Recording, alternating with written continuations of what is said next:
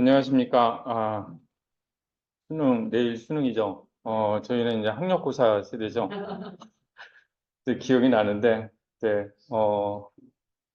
네, 학력고사 시험 보러 가서 너무 못 봐갖고, 그날 끝나고 나서 집에서 이불 뒤집어 쓰고 그냥 잤던 기억이 나요.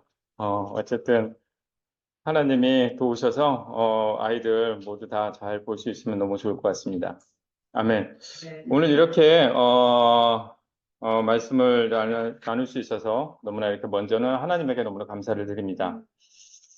하나님의 말씀을 깨닫는 것은 저는 그렇게 생각을 해요. 밭에 보물을 캐는 것 같다라는 생각이 듭니다. 성경은 밭인 것 같아요. 성경은 밭이고 그리고 그 속에서 어떤 특별한 말씀을 내가 이렇게 깨달았을 때 굉장히 기쁘죠. 그래서 그 맛을 또 아니까 또 캐기 위해서 또 성경을 보고 또 성경을 보고 그렇게 하는 것 같아요. 그래서 결국은 그 밭을 통째로 다 사고 그러지 않을까. 이런 그 말씀을 깨닫는 것에서 오는 즐거움이 우리 제자들에게 가득하기를 바라겠습니다. 우리 모두는 기쁜 제자의 삶을 살기를 희망하죠. 그런데 그게 어렵죠. 진짜 어려운 것 같아요. 계속 기쁜 삶이 이어졌으면 좋았는데 그게 어렵다는 생각이 좀 듭니다. 근데 왜 오늘은 왜 그런 기쁜 삶을 계속해서 유지할 수 없는지 그 부분에 대해서 좀 보고자 합니다. 그렇습니다. 오늘 주제는 만약 기쁨을 잃었다면이라는 주제를 잡아봤습니다. 오늘 설교할 부분은 역대하 29장입니다. 이 부분은 히스기야 왕 시대에 무너졌던 히스기야 왕이 왜 예배를 그렇게 굉장히 세우려고 노력을 했거든요. 왜 그렇게 예배를 세우려고 했는지, 그리고 예배를 세웠을 때 백성들이 굉장히 기쁨이 이렇게 터져 나왔다는 표현을 쓸 정도로 굉장히 기뻐했는 부분인데 그 부분을 좀 살펴볼 예정입니다. 히스기야 왕은 유다의 왕이죠. 히스기야 왕의 아버지는 먼저 히스기야 왕을 알기 위해서는 그 아버지를 알아야 돼요. 그 아하스 왕입니다. 아하스 왕은 유다 역사상 유래를 찾아보기 힘들 정도로 굉장히 하나님과의 관계를 의도적으로 그리고 완전히 파괴한 악한 왕으로 이렇게 기록이 되고 있습니다. 구절을 한번 보도록 하겠습니다.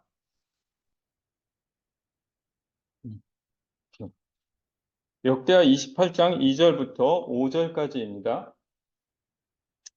이스라엘 왕들의 길로 행하여 바알들의 우상을 부어 만들고 또 흰놈의 아들 골짜기에서 분향하고 여호와께서 이스라엘 자손 앞에서 쫓아내신 이방 사람들의 가증한 일을 본받아 그의 자녀들을 불사르고 또 산당과 작은 산 위와 모든 푸른 나무 아래에서 제사를 드리며 분향하니라. 그러므로 그의 하나님 여호와께서 그를 아람 왕의 손에 넘기심에 그들이 쳐서 심히 많은 무리를 사로잡아 다메섹으로 갔으며 또 이스라엘 왕의 손에 넘기심에 그가 쳐서 크게 살육하느니 이거는 아하스 왕이 히스기야 왕의 아버지 아하스 왕이 한 일입니다. 아하스 왕은 어떤 일을 했냐면은 바알 우상을 섬겼어요. 그리고 자신의 아들들을 제물로 불살라 이렇게 제물로 바치는 일을 하게 됩니다. 그리고 하나님 성전에 있는 많은 기구들을 파괴를 하게 되죠. 그리고 여호와의 그 성전 문을 닫아버립니다. 그리고 예루살렘 구석구석에 이방 신전을 이렇게 세우게 되죠. 그리고 공식적인 여호와 예배를 완전히 폐지하고 그 자리에 이방신 예배를 이렇게 세우게 됩니다. 그래서 유다가 완전히 거의 망하는 식으로 이렇게 가게 되죠. 그러니까 이제 하나님이 그 죄로 인해서 벌을 내리게 됩니다. 그래서 국가적인 재앙을 나타나게 되는데 그런 재앙을 내리냐면은 역대하 28장 22절부터 3절입니다. 이 아하스 왕이 공고할 때 더욱 여호와께 범죄하여 자기를 친 다메섹 신들에게 제사하여 이르되 아람 왕들의 신들이 그들을 도왔으니 나도 그 신에게 제사하여 나를 돕게 하리라 하였으나 그 신이 아하스와 온 이스라엘을 망하게 하였더라. 전쟁이 일어나죠. 그 유다하고 이제 그 옆에 이제 그 시리아하고 북이스라엘하고 이렇게 전쟁이 일어나는데 그 전쟁에서 유다는 완전히 패하게 돼요. 그리고 북이스라엘 군대에 의해서 유다 백성 20만 명이 포로로 끌려가게 되는 어떤 비극적인 사건이 이제 벌어지게 됩니다. 그리고 그 주변 국가는 굉장히 조롱을 해요. 그 유다, 그 너희 하나님을 섬긴다고 하지만 이렇게 다 망하지 않았냐, 이렇게 조롱거리가 되죠. 그리고 결정적으로 아하스가 자기가 완전 패배를 했어요.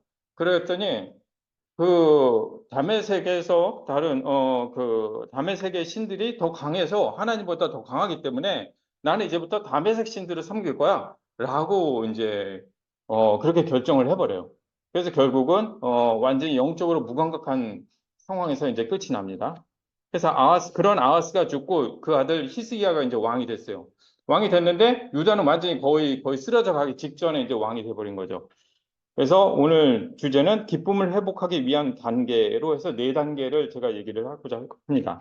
첫 번째 단계는 현실 자각과 정결이 필요합니다라는 구절입니다. 내용입니다. 히스기야는 왜 유다가 멸망했는지를 이제 생각을 해요. 왜 멸망을 하게 됐는지. 역대하 29장 6절부터 8절까지입니다.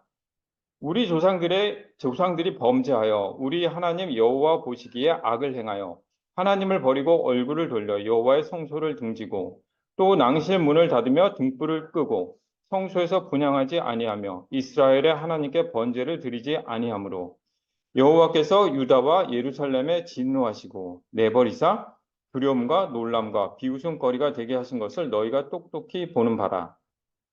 아멘. 이거는 아하스 왕이 이제 어떤 식으로 했는지를 대한 기록입니다. 7절에 보면은 그들의 죄악이 이렇게 쭉 남아 있죠. 여기서 낭실문을 닫았다라는 표현이 있어요. 첫째, 낭실문을 닫았다라는 표현은 하나님의 임재로 나아가는 그 문, 그러니까 접근 자체를 완전히 봉쇄를 해버린 거예요. 성전 문을 닫았다라는 것은. 그리고 또 두 번째가 등불을 껐다라고 얘기했거든요. 이 등불은 뭐냐면은 성소 안에 등불이 있죠. 등불은 항상 켜져 있어야 돼요. 제사장은 그것을 절대로 꺼뜨리면 안 되는 거예요. 이것이 무엇을 상징하냐면 하나님의 변함없는 임재, 그리고 빛이신 하나님을 상징하는 건데 이거를 껐다라는 것은 하나님의 임재와 말씀을 의도적으로 차단했다라는 얘기예요. 더 이상 그래서 그 나라 자체를 완전히 암흑 속으로 이렇게 방치를 하게 되는 결과를 가져오게 됩니다. 그리고 세 번째, 성소에서 분향하지 아니하며 분향이라는 거 나오죠. 분향이라는 게 뭐죠? 향을 태워 바치는 거죠. 이건 뭐냐면 기도하는 걸 얘기를 해요. 그러니까 하나님께 드리는 백성들의 중보 기도하고 감사 기도를 차단을 해버린 거죠. 그래서 기도가 완전히 그치게 되는 상태까지 이르게 되는 겁니다. 그리고 마지막으로 이 하나님께 번제를 드리지 아니함으로라고 얘기를 했습니다. 번제라는 것은 뭐죠? 가장 기본적인 제사거든요. 자신의 죄를 사하는 것뿐만 아니라 완전한 헌신을 상징을 하는 가장 기본적인 제사인데 이거를 막아버립니다. 이것을 막아버렸다는 것은 죄를 용서받을 수 있는 그 길을 완전히 차단을 해버린 거예요. 그럼 용서를 받을 수 없게 되는 거죠. 그리고 헌신하는 삶 역시 포기하게 만들게 되는 거죠. 그래서 아하스는 대신 그 자리에다 이방신을 이제 세우게 됩니다. 6절에 보면은 그렇게 나와요. 우리 조상들이 범죄하여 우리 하나님 여호와 보시기에 악을 행하여 하나님을 버리고 얼굴을 돌려 여호와의 성소를 등지고라고 얘기가 이렇게 써 있습니다. 이거는 지금 이 나라가 왜 이렇게 비참한 상태에 빠졌는지를 정확하게 히스기야가 진단을 한 거예요. 제자에게 있어서 영적 현실 인식이라는 것이 있습니다. 영적 현실 인식, 세상적인 현실 인식이 있고 영적인 현실 인식이 있는데 이것은 굉장히 중요한 출발점입니다. 회개하는 데 있어서. 이 말은 뭐냐면은 지금 자신의 상태를 나의 기준이 아닌 하나님의 말씀의 기준으로서 내가 어떤 상태에 있는지를 봐야 된다는 거예요. 히스기야는 우리 조상들이 범죄했다라고 정확하게 얘기를 했어요. 그는 그 나라가 이렇게 망해가는 원인을 뭐 정치, 경제, 군사적인 어떤 부족함으로 인해서 한 것이 아니라 우리가 범죄했기 때문에 이렇게 나라가 망해가고 있다라고 정확하게 진단을 한 겁니다. 제자들에게 있어서 영적 현실 인식이라는 게 우리한테 대입을 해서 이게 무엇일까?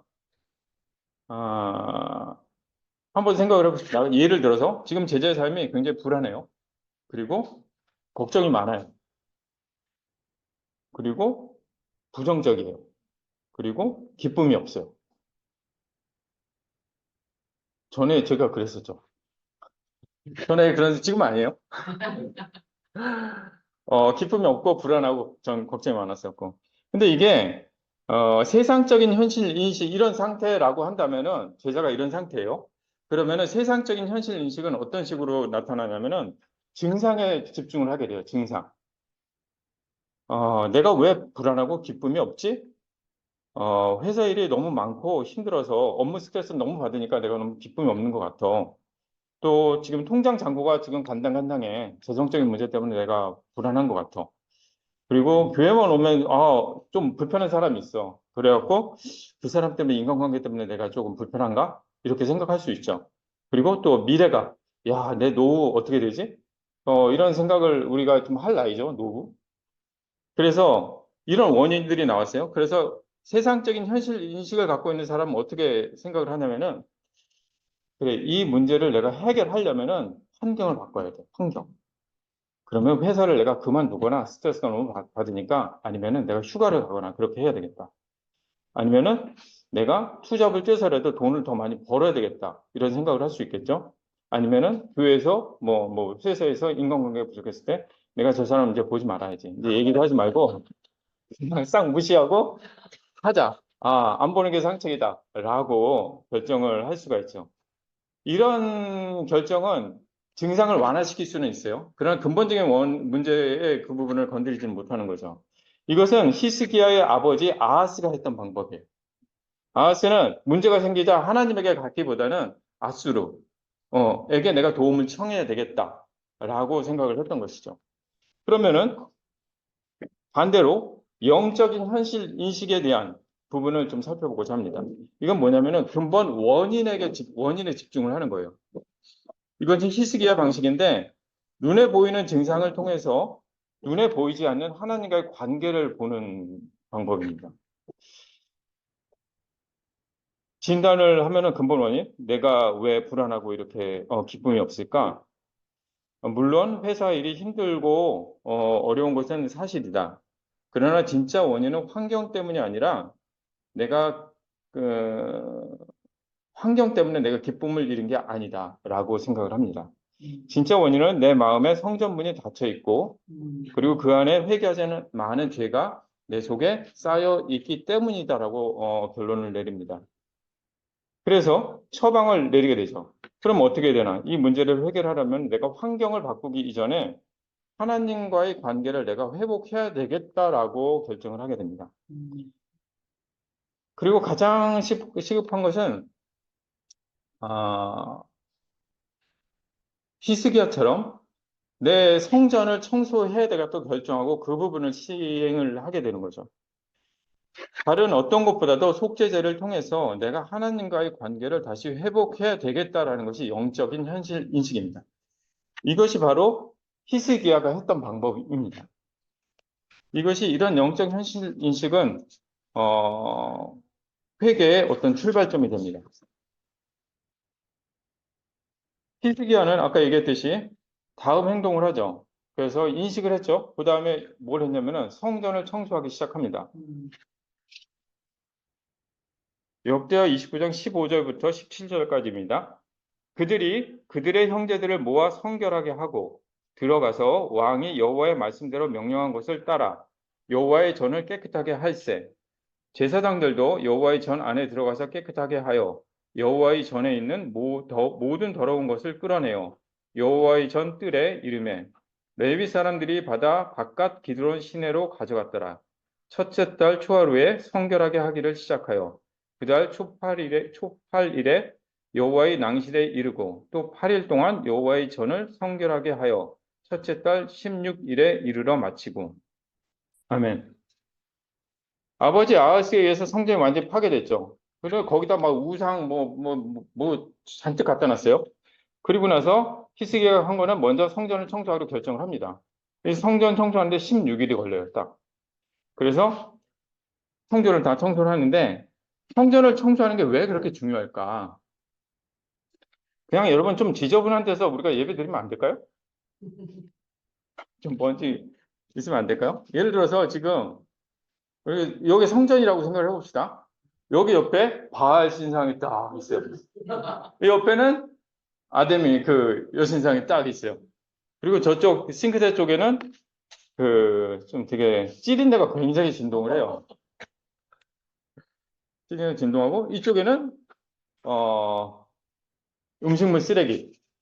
그러니까 얼마나 치우지 않았는지 계속 파리가 날아갈 정도로 날아다닐 정도로 그런 상태예요.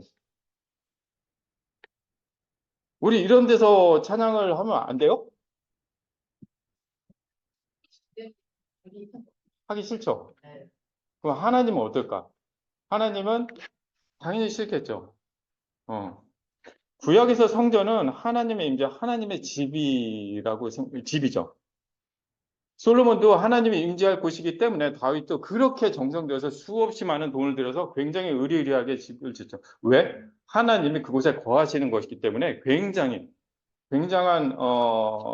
청소도 잘하고 굉장히 고급진 자재를 사용해서 했겠죠. 하나님이 가장 싫어하는 게 뭐죠? 우상이죠. 나 이외에 다른 신을 섬기는 거. 그럼 우리 몸은 뭐죠?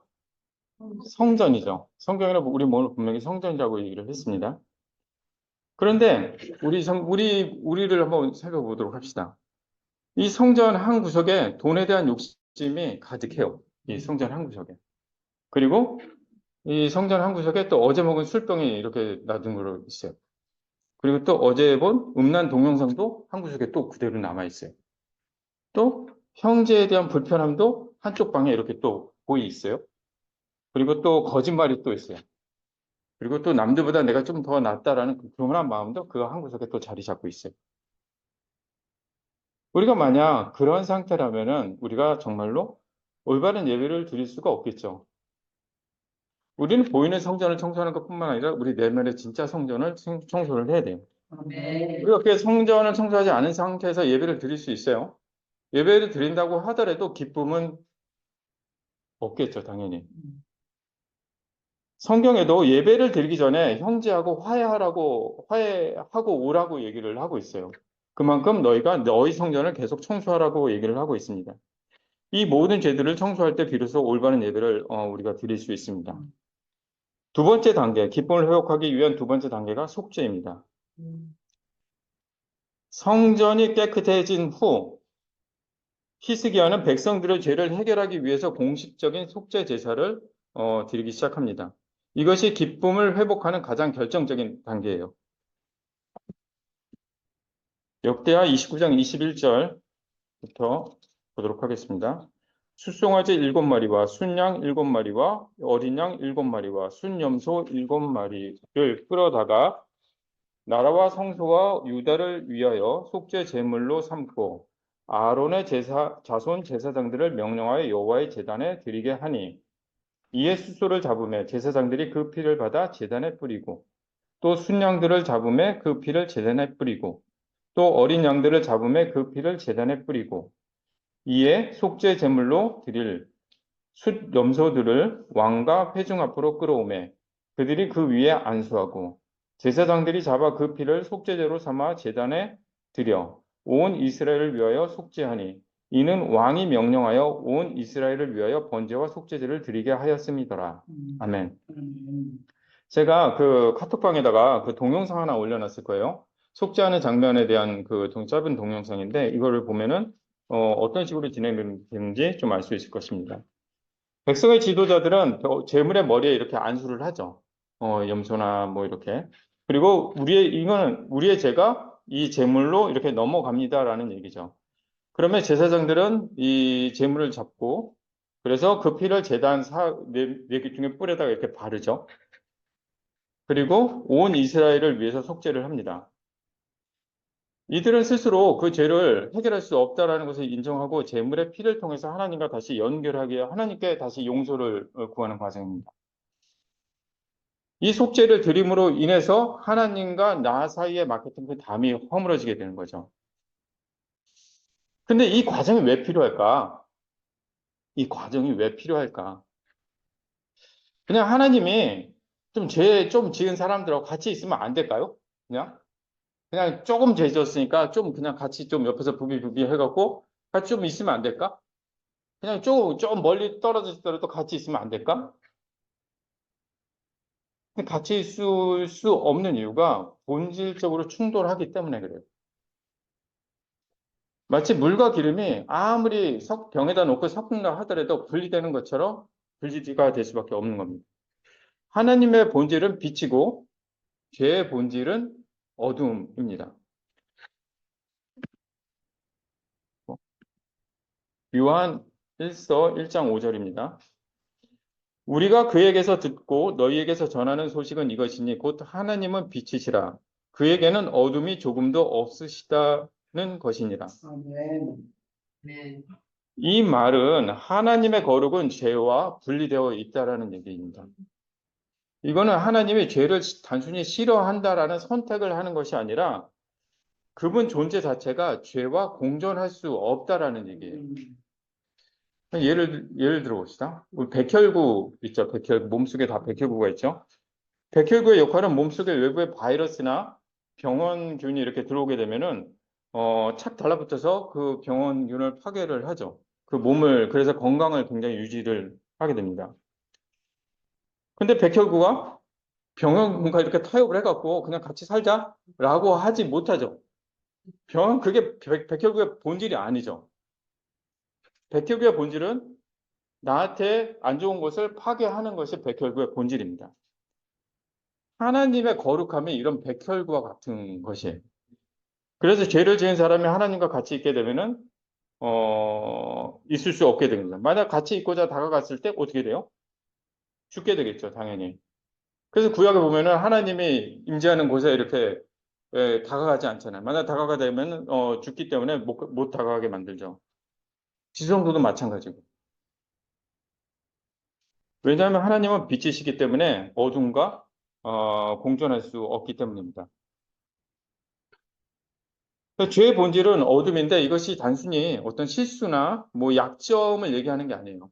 그것이 아니라 하나님의 빛을 거부하고 하나님에게 반역하는 대적 이렇게 반역하는 반역입니다. 그래서 거룩하신 하나님이 죄를 품은 인간과 이렇게 같이 있을 수 없게 되는 거죠. 그럼 어떻게 해야 되죠? 충돌을 일으키잖아요. 죄를 품은 인간과 하나님이 같이 가려면 충돌을 일으킬 수밖에 없죠. 그래서 속죄가 필요한 거죠. 예를 들면 우리는 죄라는 독약을 마신 존재들이에요. 죄라는 독약을 마시는 존재들인데 그런 우리에게 필요한 것은 속죄라는 해독제가 필요한 거죠. 하나님은 공의의 하나님이죠. 그리고 사랑의 하나님이시죠. 공의의 하나님의 관점에서 보면은 죄를 지은 사람은 어떻게 해야 돼요? 죽여야 되죠. 같이 있을 수 없기 때문에. 그런데 하나님은 사랑이시기 때문에 우리를 구원하고 싶어 하죠. 이것이 충돌을 일으킬 수밖에 없잖아요. 이게 이 딜레마에 빠지게 되는 거예요. 이 딜레마를 해결하기 위해서 하나님이 속죄라는 것을 그런 장치를 만드신 겁니다. 이 속죄는 제물은 당연히 흠이 없어야 되겠죠. 그래야지 공의도 만족되고 또 용서를 해서 하나님에게 우리가 나아갈 수 있게 되는 것입니다. 그래서 히스기야가 이런 속죄 제사를 통해서 하나님과 다시 연결하게 되죠. 그럼 나의 죄가 사라졌죠. 그럼 어떻게 돼요? 깨끗해지고 굉장히 기쁘겠죠. 기쁘면 어떻게 돼요? 찬양하고 경배를 할 수밖에 없게 되겠죠. 왜? 다시 연결되었기 때문입니다. 역대하 29장 27절부터 30절입니다. 히스기야가 명령하여 번제를 제단에 드릴세. 이 부분은 여러분들이 한번 보시면서 한번 상상을 해보시면 너무 좋을 것 같아요. 이 환경. 지금 번제를 드림과 동시에 이게 팍 터져 나오는 거거든요. 히스기야가 명령하여 번제를 제단에 드릴세. 번제 드리기를 시작하는 동시에 여호와의 시로 노래하고 나팔을 불며 이스라엘 왕 다윗의 악기를 울리고 온 회중이 경배하며 노래하는 자들은 노래하고 나팔 부는 자들은 나팔을 불어 번제를 마치기까지 이르니라. 제사 드리기를 마침에 왕과 그와 함께 있는 자들은 다 엎드려 경배하니라. 히스기야 왕이 귀인들과 더불어 레위 사람들을 명령하여 다윗과 선견자 아삽의 시로 여호와를 찬송하게 하매 그들이 즐거움으로 찬송하고 몸을 굽혀 예배하니라. 굉장히 놀라운 장면이죠. 이 장면을 보면은 굉장히 사람들이 굉장히 이 백성들이 굉장히 기뻐하는 장면들이 이렇게 떠올릴 수 있어요. 진짜 마음속에서부터 우러나오는 경배와 찬양을 하게 되는 겁니다. 이들은 전쟁의 참화를 겪었죠. 그래서 실은 자신들의 가족이 죽거나 포로로 끌려가는 그런 상황을 접했던 사람들입니다. 근데 이 모든 것의 원인이 뭐라고 생각했을까? 내가 왜 우리나라 전쟁을 겪고 내 가족이 죽고 포로로 끌려갔던 이 원인이 뭐냐? 이 원인은 이들은 내 죄로 인해서 하나님이 나를 버렸다. 하나님이 나를 버렸기 때문에 이제 더 이상 보호막이 없어진 거예요. 보호막이 없어졌으니까 외적들이 침입해서 우리는 죽을 수밖에 없게 되는 거죠. 이들에게 있어서 하나님과의 연결은 그냥 우리는 하나님과 연결이 나중에 죽어서 이렇게 천국 간다 뭐 이런 걸 생각할 수 있지만 이 구약에서는 하나님과 연결은 굉장히 목숨과 같은 거예요. 진짜 외적을 보호할 수 있는 것이 하나님이라는 것을 이들은 정확하게 깨닫고 있었던 거죠. 에스라에서에 보면은 바벨론에서 포로로 이렇게 끌려갔다가 고레스 칙령에 의해서 1차 포로로 이렇게 온 사람들이 있어요. 이게 한 5만 명 정도 되는데 이들의 목적은 성전을 건축하는 거였어요. 근데 왔으면 성전을 건축해야 되죠. 근데 이들이 성전 건축하는 것보다 더 먼저 했던 게 있어요. 그게 뭐냐면은 에스라서 3장 2절부터 3절입니다. 요사닥의 아들 예수아와 그의 형제 제사장들과 스알델의 아들 스룹바벨과 그의 형제들이 다 일어나 이스라엘 하나님의 제단을 만들고 하나님의 사람 모세의 율법에 기록한 대로 번제를 그 위에서 드리려 할세. 무리가 모든 나라 백성을 두려워하여 제단을 그 터에 세우고 그 위에서 아침 저녁으로 여호와께 번제를 드리며 라고 이렇게 기록되어 있습니다. 여기 3절에 보면은 무리가 모든 나라 백성들을 두려워한다라는 구절이 있죠. 이게 뭐냐면은 이들이 왔어요. 그 예루살렘 왔는데 이들이 실제로 그곳에 살고 있었던 사람들하고 이제 이게 충돌이 일어날 수밖에 없었겠죠. 이들은 주변에서 자신들을 공격할 수 있는 사마리아나 이방 사람들로부터 공격을 받을 수 있는 충분한 위치에 있었어요. 그래서 그것이 두려운 거였었어요. 그 두려우면 어떻게 돼요? 창과 칼을 무장해갖고 싸워야 되겠죠. 근데 이들은 그렇게 한 게 아니었어요. 이들은 먼저 번제단을 세웠어요. 번제단 먼저 딱 이렇게 만들어 놓고 그리고 거기서 제사를 드렸어요. 아침 저녁으로. 왜? 내가 하나님하고 아직 연결되어 있지 않기 때문에 나는 충분히 죽을 수 있다. 그래서 내가 하나님과 연결되기 위해서는 내가 제사를 드리고 나의 죄를 속죄를 해야 된다. 그러면 하나님은 다시 우리를 보호해 주실 것이다. 이들은 창과 칼로서 자신을 보호하는 것이 아니라 하나님이 나를 보호해 줄 수 있을 거라는 강한 믿음이 있었어요. 그래서 이들은 허겁지겁 번제단을 만들고 속죄를 하게 됐던 거죠. 네 번째 단계, 마지막 단계입니다. 그래서 찬양을 했죠. 이들이 어떤 반응을 보이냐면은 역대하 29장 31절에 보면은 이런 구절이 있습니다.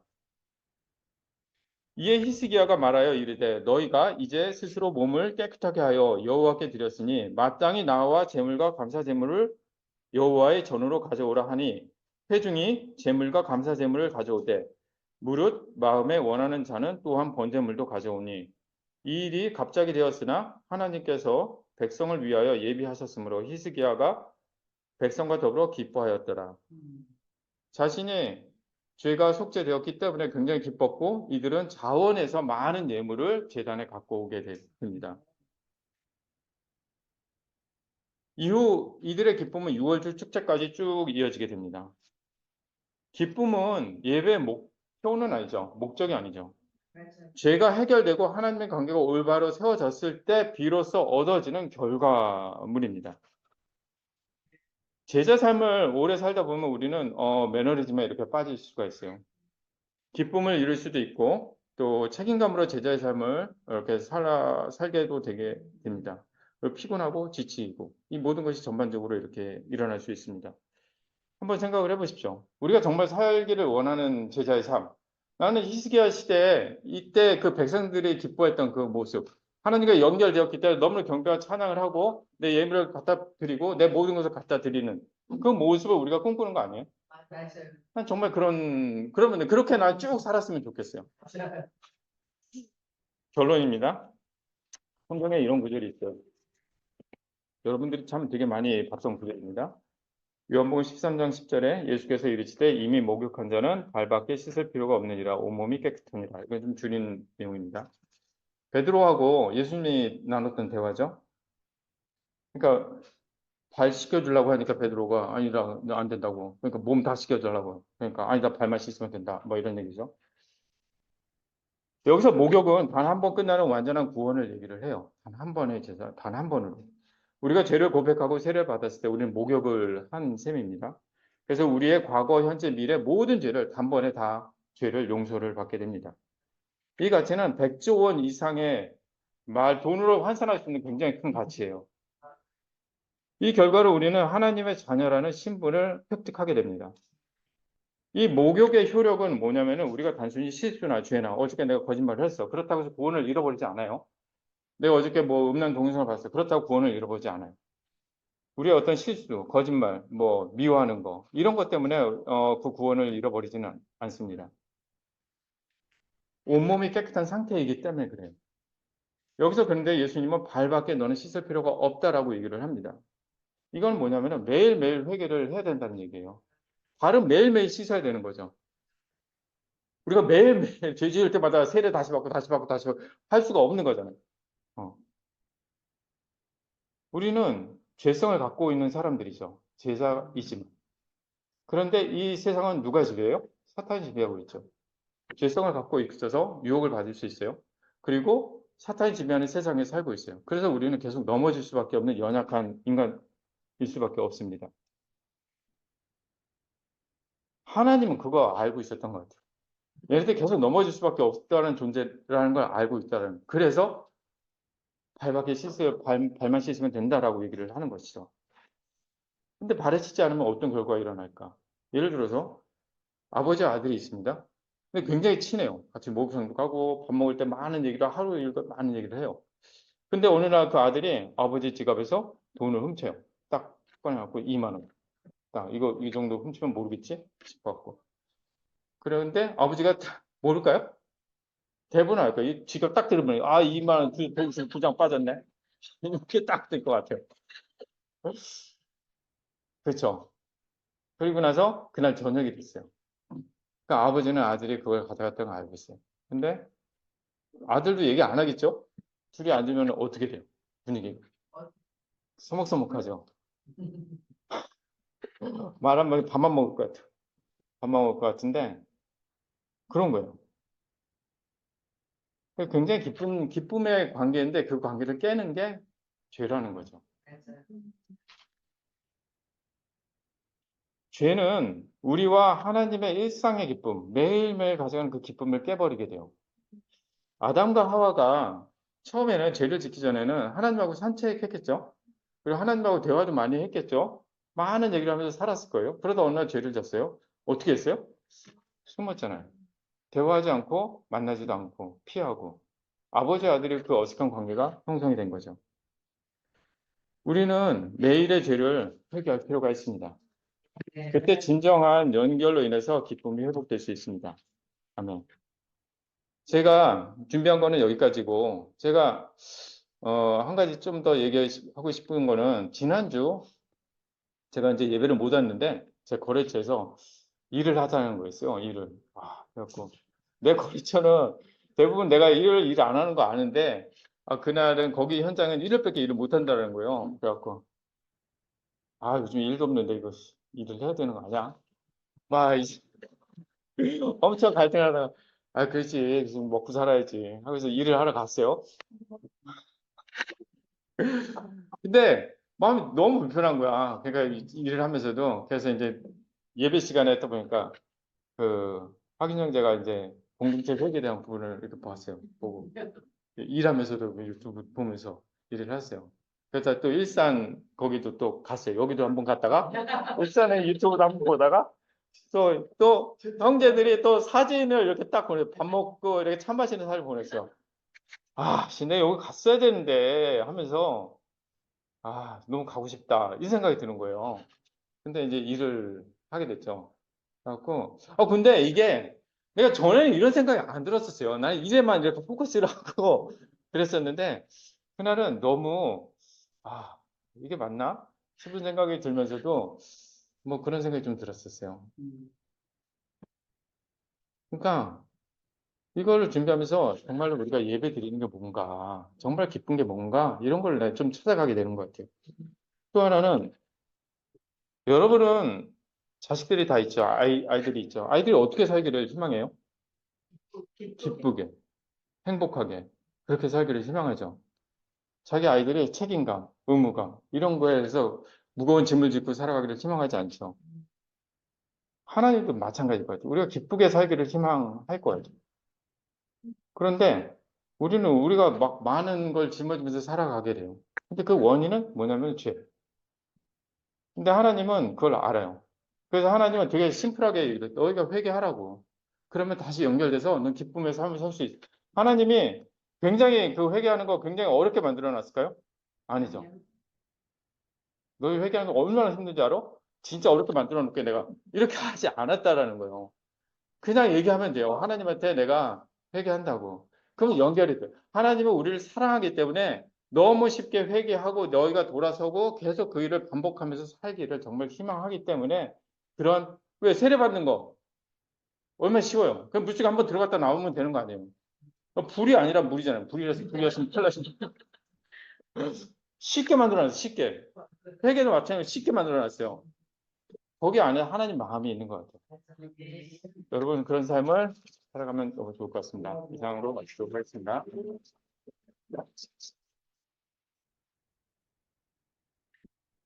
네, 안녕하세요.